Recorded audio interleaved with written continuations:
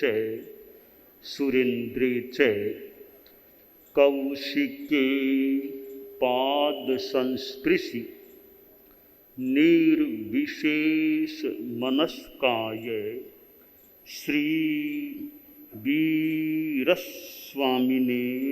नमः। आयारों आगम में कहा गया है, से सुयम च मे अज्झत्थियम च मे बंध पमोक्षो तुझ अज्झत्थिव। शास्त्र में बात बताई गई है। सूत्रकार कहते हैं, से सुयम च मे, कि मैंने ऐसा सुना है और साथ में अनुभव किया है, चिंतन किया है। जो भी अब सुना है तो किससे सुना है? गणधर कहते हैं मैंने सुना है, तो हम माने भगवान से सुना है, भगवान महावीर से सुना है और स्वयं ने भी अनुभव किया है। किस बात को सुना है, किस बात का अनुभव किया है? वह बात यह जो यहाँ बताई गई है, बंध पमोक्षो तुझ अज्झत्थिव। बंधन मुक्ति तुम्हारे अंदर ही है, बंधन मुक्ति तुम्हारे भीतर ही है, बंधन भी तुम्हारे भीतर है और प्रमोक्ष मुक्ति भी तुम्हारे भीतर है। कर्मों का बंध होता है, वो भी हमारी अध्यवसाय परिणाम आदि जो भी से होता है।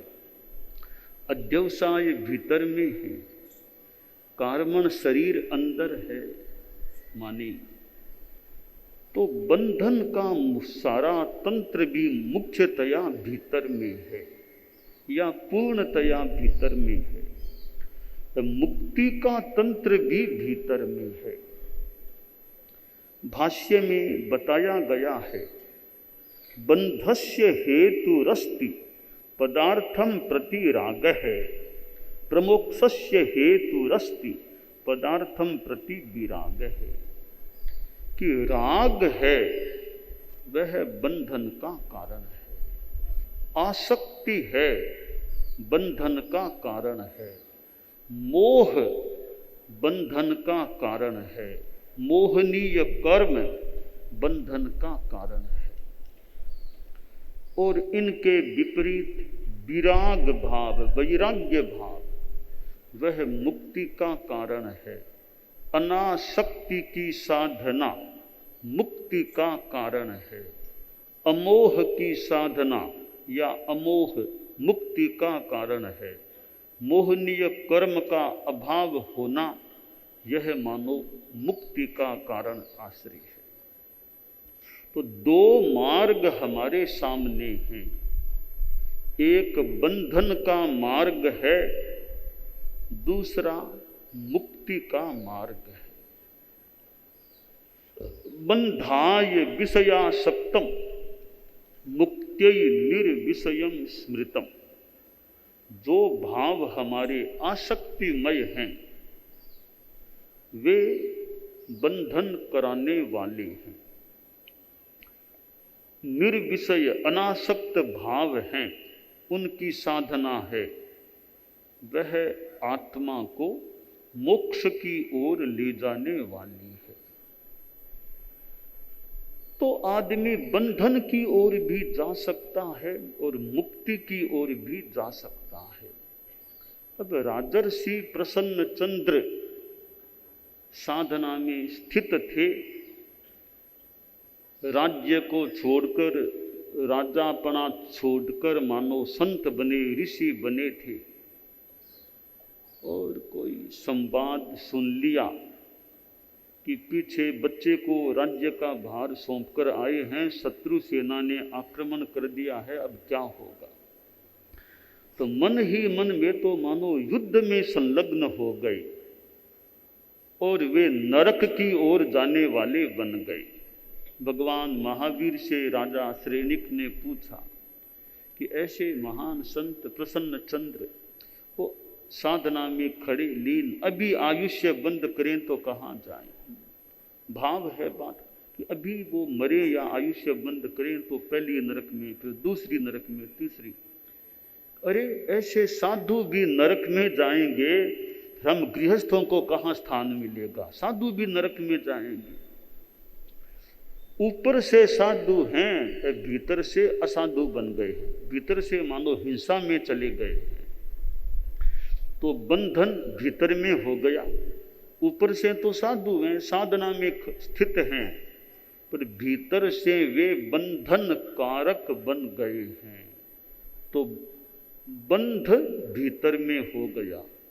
अब थोड़ी देर बाद दिशा बदली, हाथ सिर पर गया। अरे मैं तो मुंड हूं, किसका राज्य, किसकी शत्रु सेना, क्या मुझे क्या मतलब, मैं तो साधु हूं।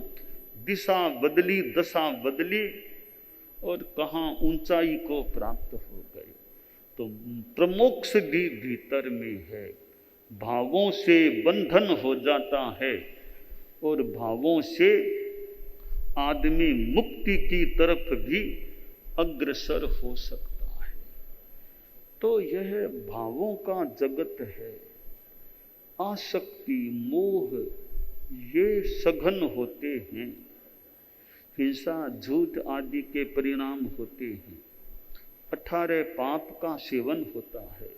प्राणातिपात, मृषावाद, अदत्ता दान, मिथुन, परिग्रह, क्रोध, मान, माया, लोभ, राग, द्वेष, कलह, अव्याख्यान, पैशून्य, पर परिवाद, रति, अरति, माया, मृषा, मिथ्या दर्शन, शल्य।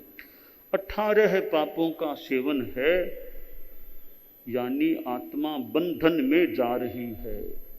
और 18 पापों का विरमण होता है, यानी आत्मा मोक्ष की ओर अग्रसर है।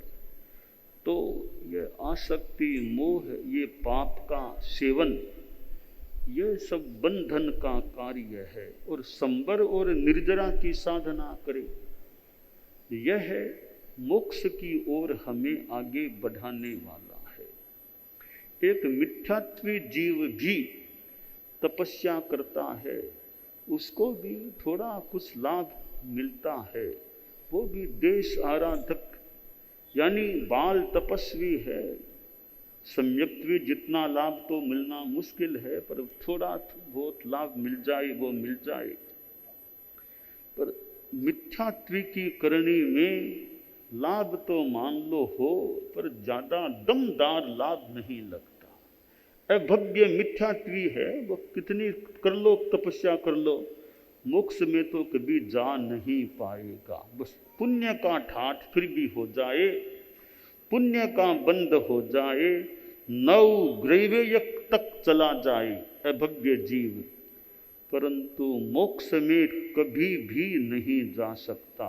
तो ऐसा मिथ्यात्वी करनी कितनी कर लो, पुण्य बांध लो, मोक्ष तो कभी मिलने वाला है नहीं। तो यहाँ ऐसा मिथ्यात्वी है, उसकी करनी मोक्ष में तो कभी वो जा नहीं पाएगा।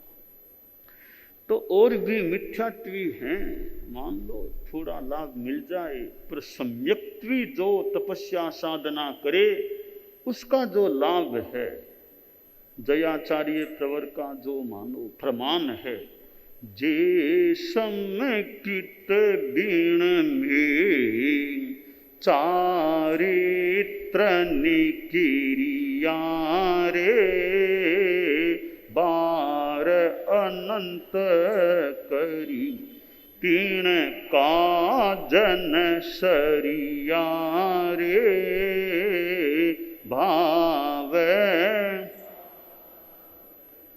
हिव समकित चारित दोनों गुण पा, वेदन समपण सया लाभ सवाय भावे भावना। तो मिथ्यात्व की करनी ठीक है, थोड़ा लाभ मिल जाए सम्यक्त्व की करने का जो लाभ है, दयाचार्य ने कहा, अरे समकित के बिना अनंत बार चारित्र की क्रिया पाल ली, पर काज नहीं सरा, मोक्ष नहीं मिला। अब ऐसा मौका मिला है संयुक्त चारित्र, तो यह बंधन और मुक्ति, मिथ्यात्व, अव्रत, प्रमाद, कषाय, योग, आश्रव, ये बंधन की ओर ले जाने वाले, और सम्यक्त्व संवर, व्रत संवर, अप्रमाद संवर, अकषाय संवर, अयोग संवर, इधर निर्जरा, अनशन, उनोदरी आदि, ये हमें मोक्ष की ओर ले जाने वाले होते हैं। तो हम जितना साधना में ध्यान रखें, मोह से जितना, ममता, आसक्ति, राग, द्वेष, हिंसा, झूठ, चोरी आदि आदि पापों से बचने का प्रयास रखें, निर्जरा करने का प्रयास रखें, उपवास आदि करें, निर्जरा करें, उनोदरी करें। तब उनोदरी थोड़ा यूँ उपवास होना मान लो मुश्किल है, तो उनोदरी करो, खाने में कमी रखो। उनोदरी कैसे करें? तो भाई भूख है, 4 रोटियां खाने की मान लो, अभी भूख है, 3 रोटी खा के छोड़ दिया, बस और नहीं खाना, थोड़ा पेट खाली रह गया, ये उनोदरी। ऊन नाम कम, उदर नाम पेट, पेट थोड़ा कम रहे, खाली रह जाए, वो उनोदरी हो जाती है। और क्या तरीका? कभी द्रव्यों की सीमा कर ले। अब पर्यूषण कल से शुरू होने जा रहा है, तो पर्यूषण में तो यह समय तप, जप, तप, साधना, प्रतिक्रमण, प्रवचन, धर्म, ध्यान करने का यह समय है। तो पर्यूषण के ये 7 और संवत्सरी भगवती 8वां दिन, ये 8 दिन तो उनोदरी करो, तपस्या करो, धर्म, ध्यान। इसमें ज़्यादा गृहस्थों का मन, श्रावक श्राविकों का मन लगे। अभी और चीज़ें थोड़ी गौण है, अभी तो धर्म का मुख्य समय है। ठीक है, बिजनेस, धंधा, लेन देन है, उसका भी थोड़ा जितना संयम हो सके, ये भी टाइम ज़्यादा धर्म ध्यान में लगाना। शाम का प्रतिक्रमण है कि प्रतिक्रमण हो जाए, याद नहीं है तो सुन ले, कोई बोला बोले उसको सुन ले, सुन कर के कर ले। तो 8 दिनों तक प्रतिक्रमण बराबर, मान लो 12 महीना रोज होना मुश्किल हो, तो 8 दिन तक तो प्रतिक्रमण कम से कम शाम का गृहस्थ लोग भी खुद करें या आवाज को सुन कर के कर लें, तो वो भी एक धार्मिक अनुष्ठान होता है। अब पर्यूषण है तो भी इन दिनों में तो सामायिक भी ज़्यादा करें, कम से कम 3 भी ऐसे थोड़ी है, कम से कम 3 कर लें। किशोर हैं, बच्चे हैं और उनको भी पर्यूषण में ज़्यादा नहीं, 1 सामायिक तो कर लो रोज, वो तो स्कूल है, कॉलेज है मान लो, तो 1 सामायिक तो कर लो, संडे आ जाए तो ज़्यादा कर लेना। तो यूँ ये पर्यूषण संवत्सरी का समय है, इसमें धर्म की विशेष आराधना का प्रयास हो। संवत्सरी को तो और विशेष उपवास, बच्चों में भी 8-10 वर्ष के बच्चे उपवास का प्रयास करो। छोटे बच्चे भी जितना थोड़ी देर भूखा रह सके बिना खाए, वो जितना संभव हो सके संवत्सरी के दिन तो वो प्रयास चले। तो ये बंधन मुक्ति, अभी तो बंधन मुक्ति की विशेष साधना करने का प्रयास करें। और यह प्रवचन है तो प्रवचन सुने, कि अभी 8 दिन और तो रोज न सुन सके, तो 8 दिन तो थोड़ा प्रवचन शास्त्रों की ओर की, भगवान महावीर के जीवन की ओर की, कई प्रकार के वक्तव्य हमारे यहाँ होते हैं, अपने अपने क्षेत्रों में भी जो जहाँ होते हैं, कि 8 दिनों में तो प्रवचन सुनने का भी प्रयास करें। तो आयारों में यह जो कहा गया है, शे सुयम चमे अज्झत्थियम चमे बंध पमुखो तुझ अज्झत्थे वै। बंधन मुक्ति तुम्हारे भीतर ही है, ढीला छोड़ दें, आसक्ति को भी ढीला छोड़ें, सघन है तो ढीली करें, आसक्ति कम करें। एक सेठ था, सेठ के एक पालतू तोता था, सुकराज, पाला हुआ तोता था। सेठ को बड़ा प्यारा भी था वह तोता, और तोता आदमी की बोली को भी समझता था, थोड़ा थोड़ा आदमी की बोली बोलता भी था, प्रशिक्षित किया हुआ तोता था। तो एक दिन वह सेठ यूं कपड़े पहनकर तैयार हो रहा था, तो तोता बोला, मालिक आज कहाँ जा रहे हो? कपड़े बड़े बढ़िया कपड़े पहनकर कहाँ जा रहे हो? तो वो सेठ बोला कि यहाँ गुरुजी आए हुए हैं, बड़े धर्म गुरु आए हैं, तो सुबह सुबह उनका प्रवचन होता है, तो मैं उनका प्रवचन सुनने के लिए जा रहा हूँ। और कई बार गुरुजी से प्रश्न भी पूछे जाते हैं, गुरुजी उत्तर भी देते हैं, तो प्रवचन है, प्रश्नोत्तर है, तो मैं उस प्रोग्राम में भाग लेने के लिए जा रहा हूँ। तो तोता बोला कि गुरुजी प्रश्नों का उत्तर भी देते हैं क्या? कि हाँ, कई बार लोग पूछते हैं तो उत्तर भी देते हैं। तो कहा, एक प्रश्न मेरा भी है, आप पूछ के आ जाना, मौका लगे तो पूछ लेना। बोलो क्या प्रश्न है? कि छोटा सा प्रश्न है, बंधन मुक्ति कैसे मिले? बंधन मुक्ति कैसे मिले? इतना सा प्रश्न है। गुरुजी जो जवाब दे वो मुझे बता देना। ठीक है, मौका होगा तो पूछ लूंगा, वरना तो हाथ की बात नहीं है। तो ठीक है, अवसर लगे तो आप पूछ लेना है, उत्तर दे तो मुझे वो बता देना। अब सेठ रवाना हुआ, वो आचार्य जी का जो प्रवचन का स्थल था वहां पहुंचा। प्रवचन हुआ, घंटा भर आचार्य जी ने आध्यात्मिक प्रवचन किया। उसके बाद थोड़ा समय प्रश्नोत्तर का रखा गया। तो यह सेठ भी थोड़ा आगे आ गया कि मैं भी जल्दी मुझे मौका मिल जाए पूछने का। तो सेठ आगे आया, तो वो संयोजन करने वाले उसके भी, बोलो आगे कैसे आए? साहब मेरा एक प्रश्न मुझे पूछना है। तो आप पूछ लीजिए। तो आचार्य जी से बोला कि गुरुजी एक प्रश्न, वैसे पूछने वाला तो मैं हूँ आपसे, प्रश्न मूलतः मेरा नहीं है, मेरा तोता सुकराज है, उसने मुझे जो कहा वो उसकी बात मैं आपके सामने प्रश्न के रूप में रख रहा हूँ।